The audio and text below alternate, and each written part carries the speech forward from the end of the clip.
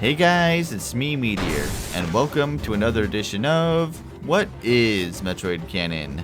Today we're going to be talking about Dread.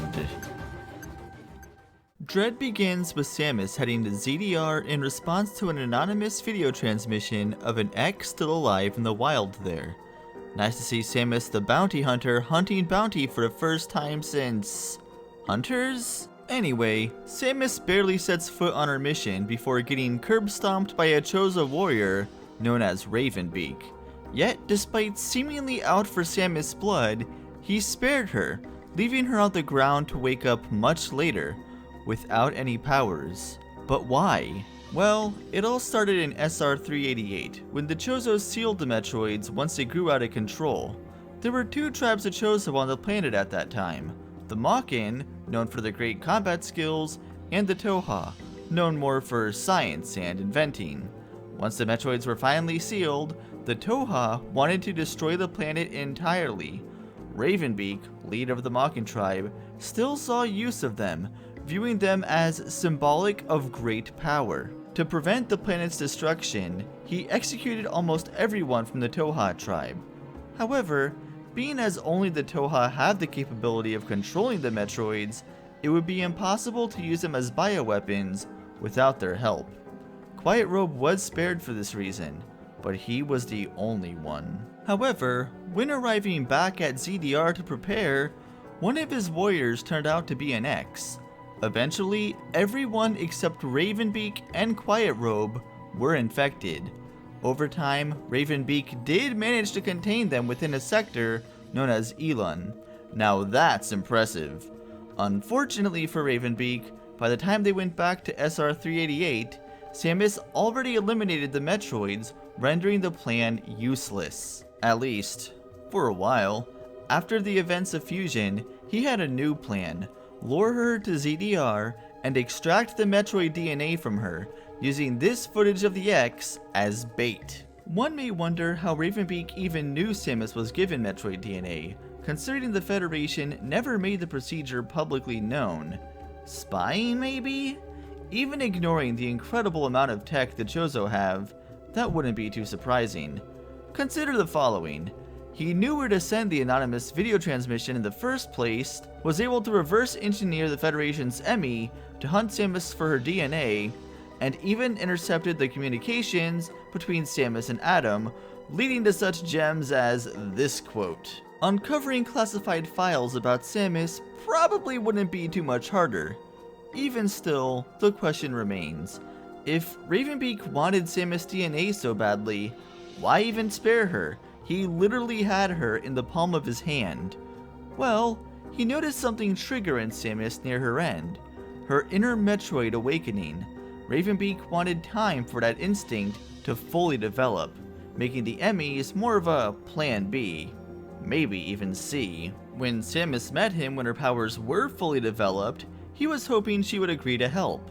When that plan inevitably failed, and Ravenbeak overpowered Samus again, he claimed he would clone the most powerful Metroid of all, Samus herself. But when you think about it, no, he literally can't. Toha are the only ones who could control Metroids. He even stated Metroids see the Mockin as enemies, which is what awoke Samus' powers from the start. And earlier in the game, he had a Robo Chocobo guard kill Quiet Robe, the last one from the tribe. Sure, he went behind Raven's back and helped Samus by disabling the Emmy, but that was literally the only card in his hand. Who would even clone them for him now? I'm not sure Ravenbeak knows the first thing about cloning. In the Chocobo memories, Quiet Robe is the one running the experiments, and the Toha seem to be the ones who originally created the Metroids. Ravenbeak and his soldiers are usually just destroying stuff, and everyone on his team are X now anyway. When it comes right down to it, there are just so many things wrong with his plan. I guess that's why the Mockin are known for their combat skills, and the Toha are known for their brains. To be fair, Ravenbeak was never really shown to be a tactical genius. I mean, when Samus entered Elon, where the X were quarantined, the large door was sealed behind her. As she was about to leave, the door was already open. If we combine that with the text here which reads, "This was no doubt the work of Ravenbeak," this would imply he willingly opened the door behind her for the X to escape. He saw firsthand what the X are capable of. Why would he do that? Maybe he was trying to awaken Samus' inner Metroid quicker? Good idea. He only had to sacrifice all life on the planet for it. I mean, Ravenbeak does like saying power is everything, to the point where he even has it written on his robes. Perhaps to him, the growing power of Samus is worth any sacrifice. Your guess is as good as mine.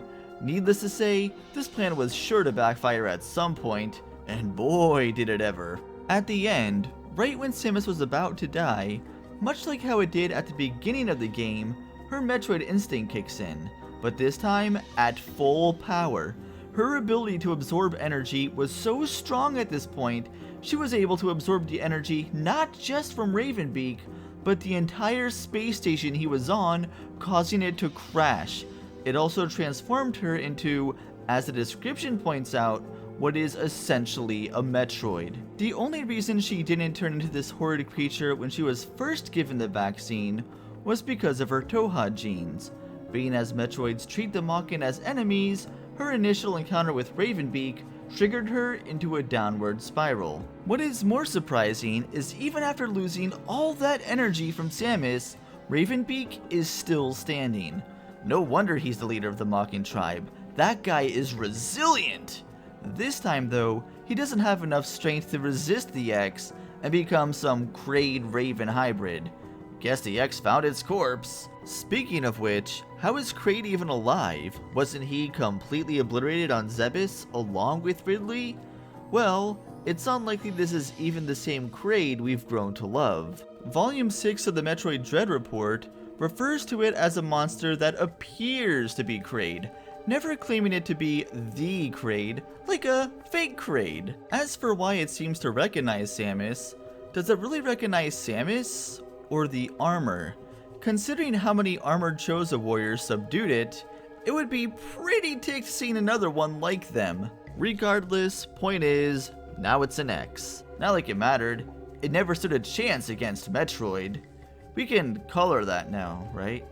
I like that she didn't allow herself to even absorb that mess and just straight up eliminated it. However, Samus has her own problems now. She's too powerful, in a Midas touch kind of way. Everything she touches instantly loses energy, including her ship. Thankfully for her, there was an X waiting in her ship, an X that absorbed the corpse of Quiet Robe. Now, initially after it absorbed Quiet Robe, it reactivated the Emmy to hunt Samus again, but now it willingly gives up and grants Samus the ability to control her Metroid powers again. What? Some may say that Quiet Robe was able to control the X the whole time, but if that was true, why reactivate the Emmy? It's not like Samus needs them to be active to absorb their abilities. It's probably more like the end of Fusion. Once Quiet Robe was absorbed, the initial objective was to eliminate Samus at all costs, thus using its knowledge to reactivate the Emmy, much like the X absorbed a scientist in Fusion to trigger a meltdown in the BSL station. Once that didn't work, and Samus became fully powered, this wasn't just an Omega Metroid, this was Samus with an unstoppable Hyper Beam. If Cravenbeak couldn't stop her, nothing could. Thus, leading to the alternate plan. Get Samus to lower her guard, which the X does by mimicking the Chozo Bow, and give her the ability to stop being an uncontrollable Metroid, the biggest threat to their species imaginable. At the same time, couldn't they have just let Samus blow up with the planet? There are really holes with each theory, so it's hard to say for certainty exactly what happened. Hey, maybe it was all an act. Maybe since the X had Toha genes, it could also control the Metroid and Samus enough to prevent itself from getting completely absorbed. Therefore, Samus could unwittingly be carrying a live X with her to the next destination. What a twist! No, seriously, that would legit be an interesting plotline. Samus up against an army of X that can't be absorbed by her Metroid DNA. I doubt that will happen though. In any case, wherever Samus travels next, we'll see her next mission.